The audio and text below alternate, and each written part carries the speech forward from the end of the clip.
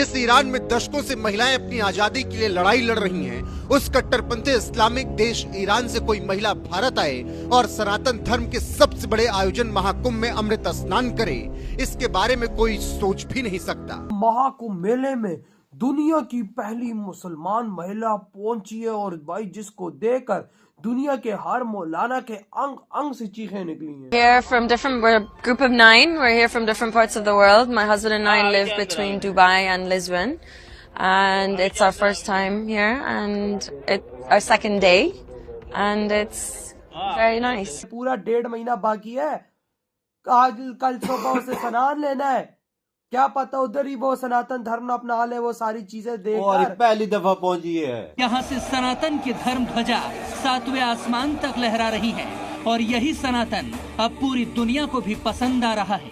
तभी तो विदेशों से श्रद्धालु न सिर्फ सनातनी पर्व में शामिल हो रहे हैं, बल्कि सनातन का गुणगान कर रहे हैं। We've been to 2 temples and we've seen a few of the prayers and the blessings, and yeah, really enjoyed it. We'll take a bath. Yes, tomorrow morning. इस तरह से मुसलमान महिलाओं में भी इंटरेस्ट बढ़ रहा है इस टाइम। सनातन धर्म का वो पहुंच रही है भाई साहब महाकुंभ मेले में। मैं तो हिल गया, मैंने कहा यार कोई नई मुसलमान महिला तो नहीं आई होगी, लेकिन आज वो भी देखने को मिल गया कि मुसलमान महिला भी पहुंच चुकी है। ये जो महाकुंभ मेला हो रहा है ये फुली AI इक्विप्ड है, AI पावर्ड महाकुंभ। भारत दुनिया की स्पिरिचुअल गढ़ है, जो स्पिरिचुअलिटी ढूंढना चाहता है, जो माइंड को फ्री रख के कुछ ढूंढना चाहता है, जो स्वयं को ढूंढना चाहता है, वो यहाँ आए। भाई वो सब कोई देख रही है सनातन धर्म का, तो अपनाएगी नहीं, ये कैसे हो सकता है? ये तो सवाल ही नहीं पैदा होता ना। सनातन धर्म एक दफा अगर आ जाए ना भाई साहब आपके सामने, तो आप उसको अपनाए बगैर रह नहीं पाओगे। मैंने ये भी पता चला मुझे कि स्टीव जॉब्स की वाइफ भी पहुंच रही हैं। सिर्फ स्टीव जॉब्स की वाइफ ही नहीं, बल्कि दुनिया भर से आप देखेंगे आहिस्ता आहिस्ता बहुत ज्यादा सेलिब्रिटीज इसके अंदर आएंगी। सनातन धर्म में क्या क्या चीजें, इसको रोका ही नहीं कि भाई तू मुसलमान है, तूने हमारे इस इवेंट को खराब कर दिया, उसको मारा नहीं तलवारें पकड़ के जैसे हमारे यहाँ करते हैं। This time is my first time. The amount of people that are here today are 5 times the country I come from. यही भारत है जिसने राम राज्य की उस परिकल्पना को साकार किया। भगवान वेदव्यास कहते हैं दुर्लभम भारती जन्म मानुषम तत्र दुर्लभम।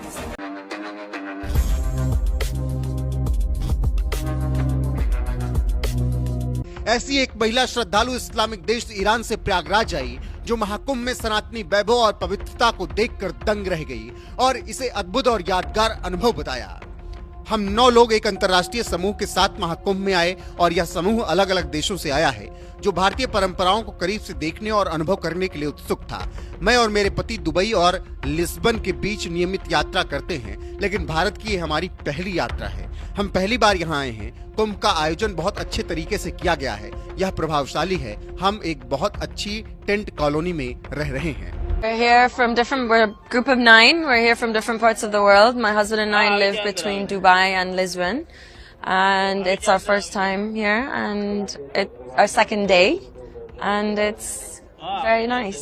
वाह यार वाह भाई साहब, आप देखो ना कि बना हुआ क्या है यार। मैं तो हैरान रह गया, ईरान की लगी, ईरान से तो निकलना ही आसान नहीं है। इतना कट्टरवादी बोला क्या भाई साहब, जितनी तलवारें उठाओगे उतना मुसलमान भागेगा, जितना घर की खेती वो बच्चों की खेती बनाओगे उतना भागेंगी, जितना भाई साहब मशीन बच्चों की निकालोगे उतनी भागेंगी। देख लो भाई पहुंच चुकी है, भाई इस दुनिया की पहली मुसलमान महिला पहुंच चुकी है वहां पर महाकुंभ मेले में। पूरा 1.5 महीना बाकी है, आज कल सुबह से स्नान लेना है, क्या पता उधर ही वो सनातन धर्म न अपना ले वो सारी चीजें देख और पहली दफा पहुंची है वहाँ एक्सपीरियंस करने। भाई साहब देखो सनातन धर्म को जानने के लिए मुसलमान महिलाओं में भी इंटरेस्ट बढ़ रहा है इस टाइम।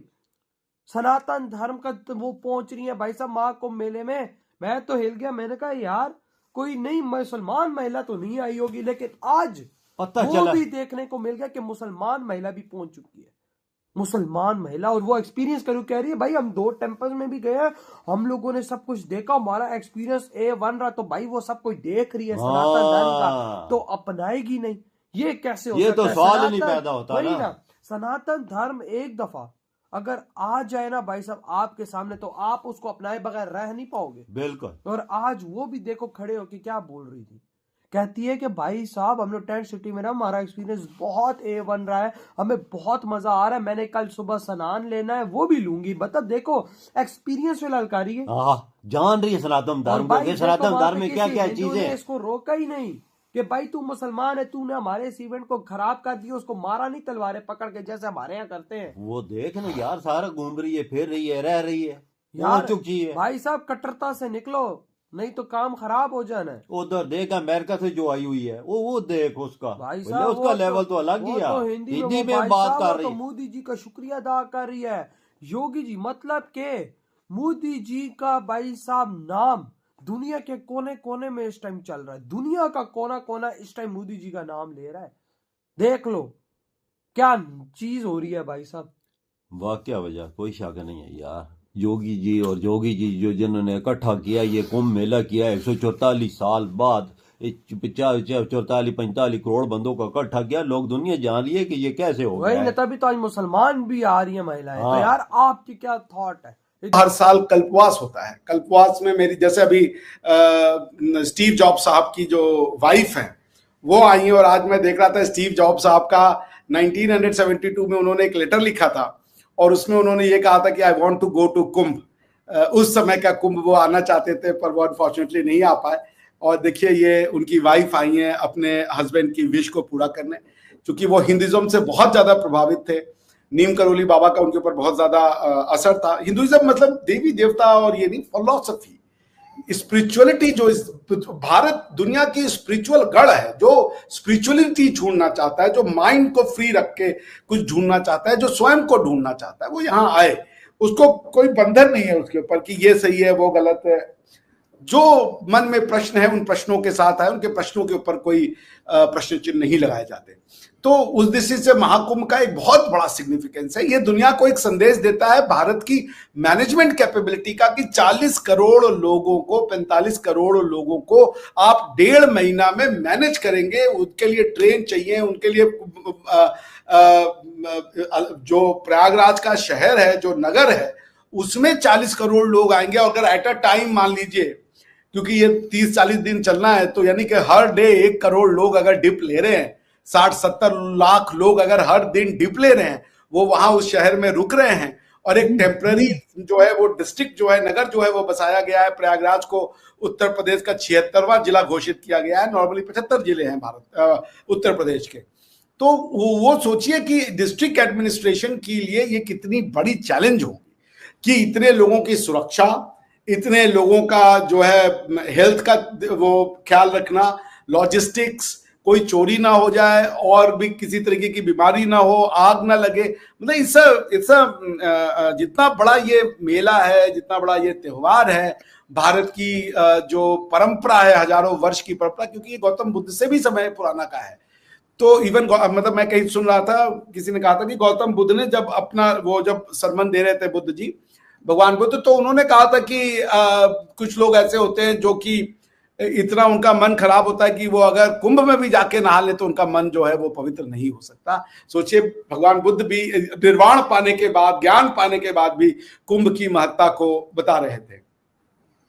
इसलिए मैं ये एक बहुत जाइजेंटिक एक्सरसाइज है। This gives a message to the world कि Bharat is not an disorderly place, कि भारत में ऑर्डर में लोग स्वयं से कैसे ऑर्डर रखते हैं। इतनी बड़ी डिसिप्लिन उनकी कि एक चीज इधर से उधर नहीं होती है। एक अगर स्टैम्पेड और ये हो जाए, ये छोटे मोटे दुर्घटनाएं अनफॉर्चुनेटली हो सकती हैं, लेकिन 44 करोड़, 40 करोड़, 30-32 करोड़ लोग आ रहे हैं और लार्जली वो एकदम स्मूथली चला जा रहा है, खत्म हो रहा है, समाप्त हो रहा है। उसमें सिर्फ इसमें भारत के लोग नहीं आए हैं, दुनिया भर से लोग आए हैं। भाई देखिए, मैं कहता हूं स्टीव जॉब्स से बड़ा इन्वेंटर और एंटरप्रेन्योर तो पिछले 400-500 साल से दुनिया ने नहीं देखा। ठीक है ना।